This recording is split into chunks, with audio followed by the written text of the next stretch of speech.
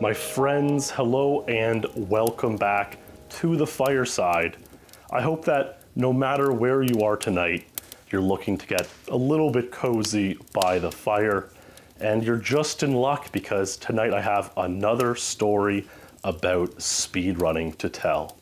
And this one is a little bit different from other speedrunning stories I've told in the past. This one has to do with a speedrunner who has had a number of prophetic dreams about speedrunning.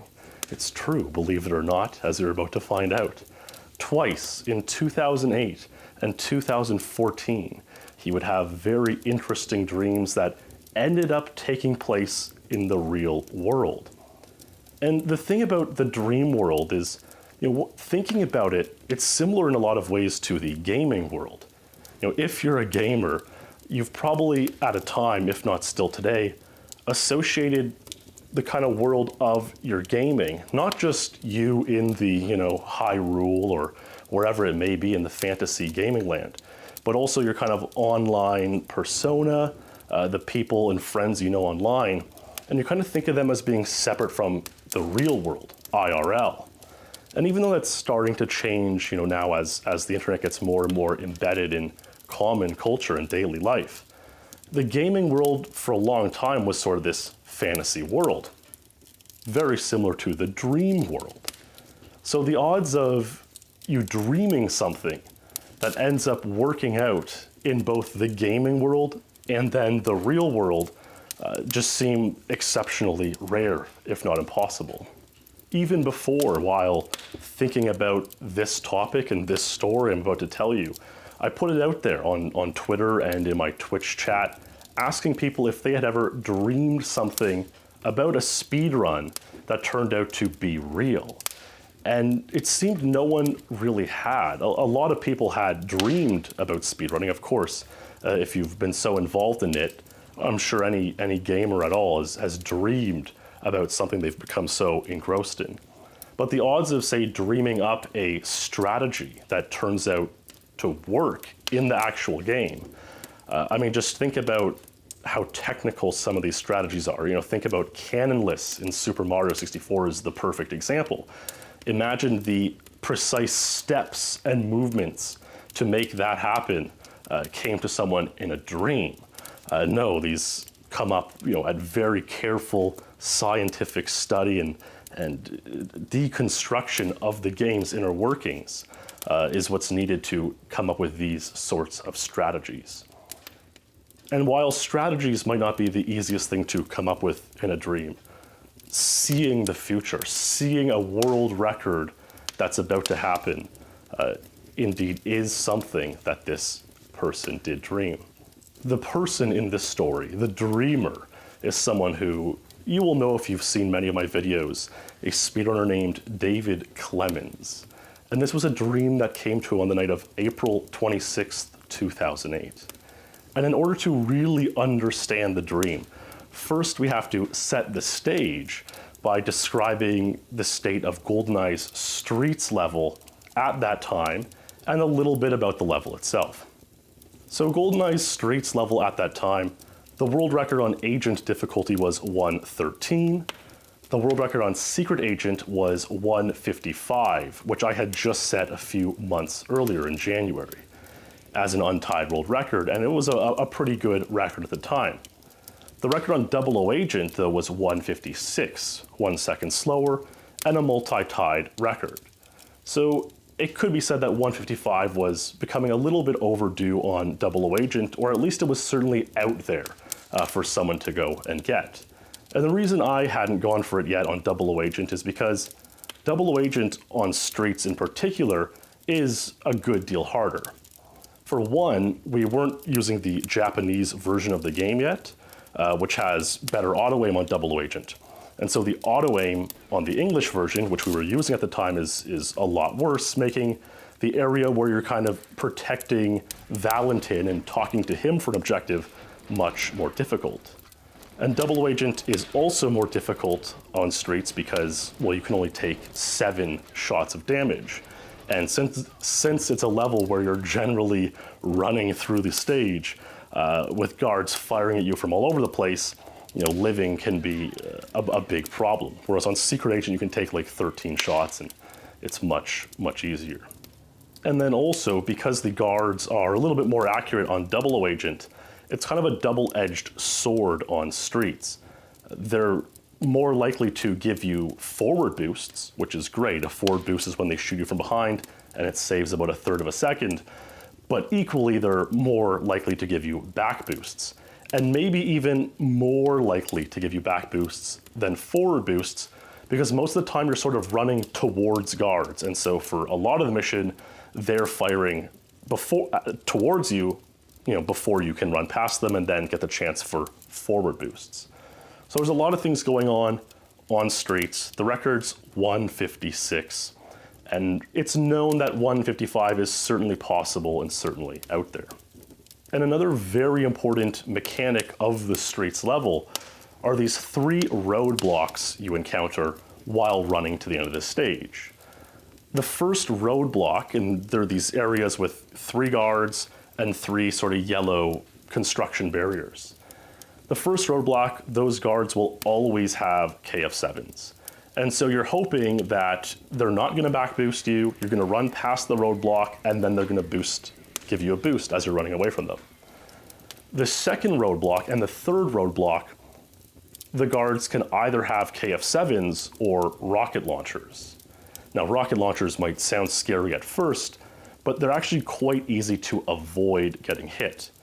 They're kind of slow moving, and if you take lines that you become very familiar with, you're not going to get hit generally by these rocket launchers. That has a bit of a trade-off. For one, you're not going to get any boosts forward or backwards, but it's also quite laggy.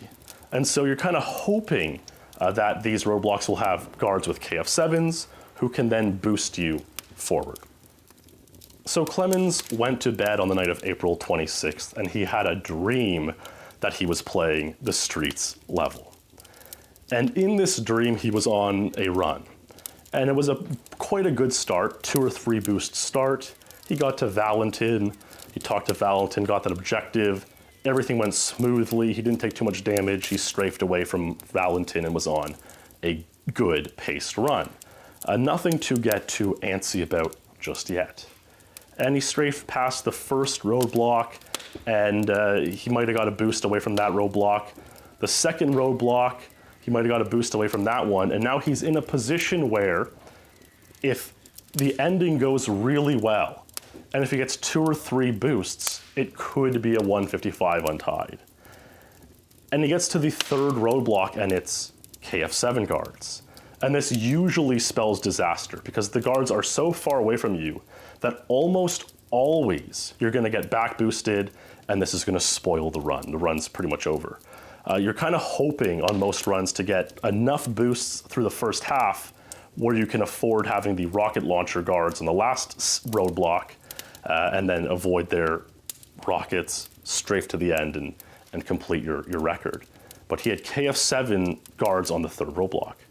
But as luck has it, there are a couple guards who kind of randomly spawn through the level. Not totally randomly, but there's 2 or 3 locations where this kind of spare spawning guard can be. And sometimes he'll have the KF7, sometimes he'll have a grenade launcher. About 1 in 8 times he'll have a grenade launcher. If you're familiar with the agent difficulty, this is the guard you're hoping does have a grenade launcher that you can self-boost with. But on 00 Agent, you're just hoping he doesn't have a grenade launcher. Sometimes he can just be in your way and shoot one in your path, and now you're dead. There's an explosion in your path. And this is even less predictable than the rocket launcher guards. But in this dream, in this vision Clemens had, the randomly spawning guard was there, and he had a KF7. And not only that, but he shot Bond and gave him a good boost, which accelerates your movement in such a way that it kind of got him past the area where you would normally get back boosted by the 3 KF7 guards on the last set. And once that happens, he carried on, and he got 2 more boosts, beyond these guards, which does happen. strafed to the ending, and it was a 1:55 untied world record on Street's Double Agent. Well, Clemens woke up that day on April 27, and he didn't actually get the run. This was a dream he had, of course. And back in 2008, it wasn't uncommon for people, and this was the case for Clemens, to not have high-speed internet access at all times. If you had just moved, or if you were looking to cut costs, you might go a few months without high-speed internet access. And so Clemens woke up that day around 3 p.m. I'm sure all speedrunners have been there at one point. And he couldn't check the rankings or the forums right away. So he traveled to his nearby college, and he went into the computer lab there, and he logged on the internet for the first time that day. He loaded up the Elite forum, and he saw a post by Perfect Ace, Street's Double Agent 1:55. And Clemens watched the run, and his jaw hit the floor.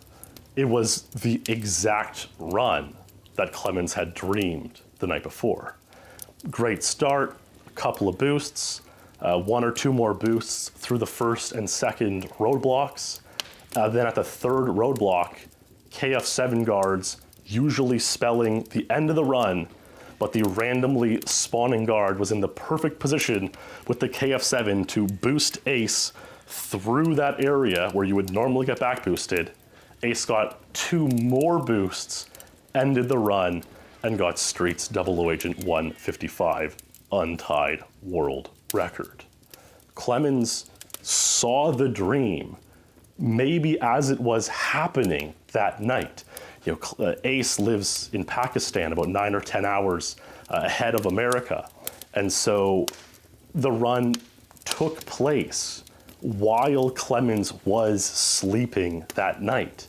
It's almost as if Clemens was some kind of green seer who viewed the run as Ace, through Ace's eyes. And that's where he got the vision from in his dream. And yes, it may sound crazy that Clemens had this prophetic dream about the Street's Double Agent untied world record. And maybe it sounds like it could be a coincidence, or maybe a one-off thing. Or maybe it's Clemens, having a faulty memory where he kind of ascribes this dream happening and then seeing the run the next day, and maybe these things didn't happen in that exact order. But another interesting dream Clemens had 6 years later in 2014. And I asked him about it on stream not long ago, so I'll let him recount this part of the story. Yeah, it was pretty crazy. And then something similar happened with the Lou, where I was like laying down and I was trying to take a nap, and the Lou was playing jungle SA, and he was playing jungle SA for like weeks for 53, like he was grinding it. Anyway, I was laying down and I was like trying to take a nap, right? And I was like going in and out. I was like dozing off. I was like not really like sleeping, but I was like kind of sleeping. And like I don't know what happened. I just like suddenly opened my eyes. And I got this like my heart rate was increasing for no reason. As he was going through the drones, like approaching Xenia. And he just like got this insane Xenia, like probably the best Xenia anyone's ever seen at that time.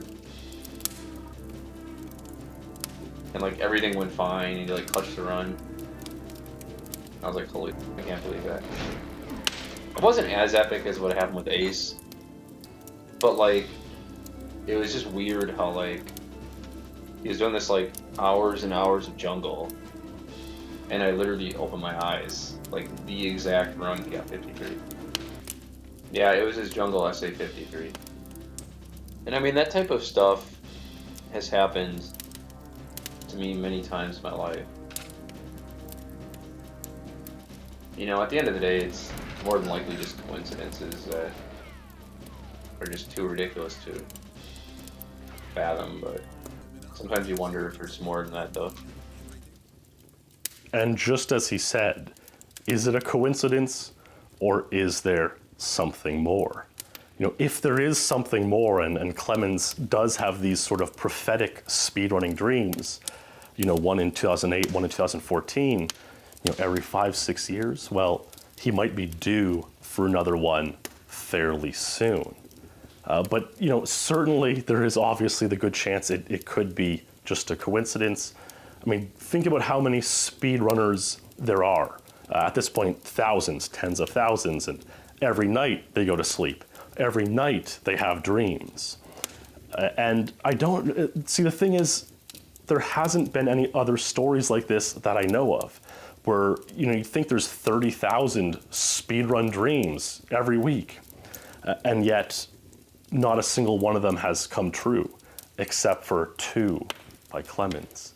So you really do wonder if there's a coincidence or if there's something more and there's something special with Clemens, and he has these sort of prophetic speedrun dreams, with maybe one coming up soon.